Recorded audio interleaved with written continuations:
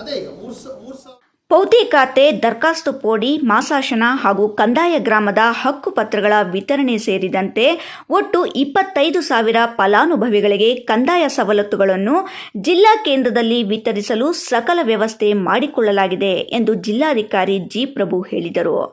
ನಾಳಿನ ಕಾರ್ಯಕ್ರಮದ ಬಗ್ಗೆ ಮಾತನಾಡಿದ ಅವರು 18ರಿಂದ 20,000 ಫಲಾನುಭವಿಗಳು ಹಾಗೂ ಜಿಲ್ಲೆಯ ನಾಗರಿಕರು ಆಗಮಿಸುವ ನಿರೀಕ್ಷೆ ಇದೆ.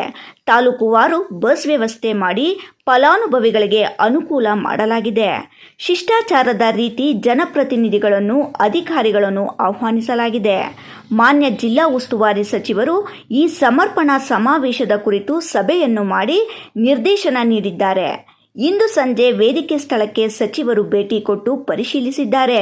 ಮಾನ್ಯ ಜಿಲ್ಲಾ ಉಸ್ತುವಾರಿ ಸಚಿವರು ಹಾಗೂ ಕಂದಾಯ ಸಚಿವರ ಸಹಕಾರದಿಂದ ಚಿಕ್ಕಬಳ್ಳಾಪುರ ಜಿಲ್ಲಾ ಐತಿಹಾಸಿಕ ಕಾರ್ಯಕ್ರಮಕ್ಕೆ ಸಾಕ್ಷಿಯಾಗಿದೆ.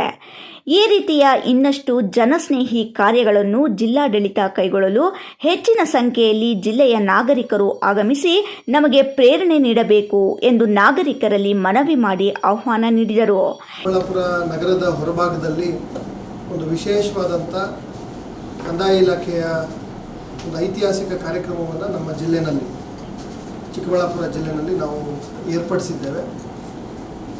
ಈ ಕಾರ್ಯಕ್ರಮ ನಮಗೆಲ್ಲರಿಗೂ ಕೂಡ ಭಾಳ ವಿಶೇಷ.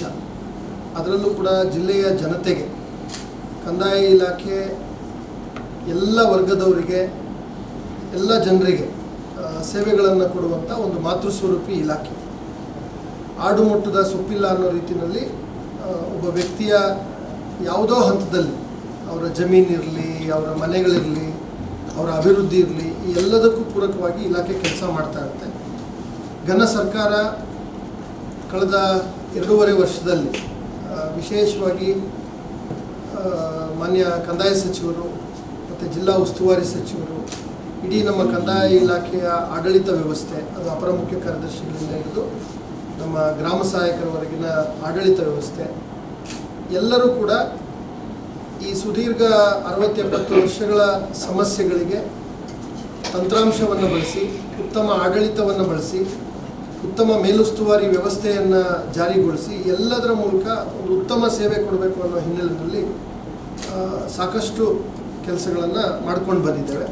ಈ ವೇಳೆ ಅಪರ ಜಿಲ್ಲಾಧಿಕಾರಿ ಡಾಕ್ಟರ್ ಎನ್ ಭಾಸ್ಕರ್, ಉಪವಿಭಾಗಾಧಿಕಾರಿ ಡಿಎಚ್ ಅಶ್ವಿನ್, ಜಿಲ್ಲಾ ಪಂಚಾಯತ್ ಉಪ ಕಾರ್ಯದರ್ಶಿ ಅತಿಕ್ ಪಾಷಾ, ವಿವಿಧ ಇಲಾಖೆಗಳ ಅಧಿಕಾರಿಗಳು ಹಾಜರಿದ್ದರು.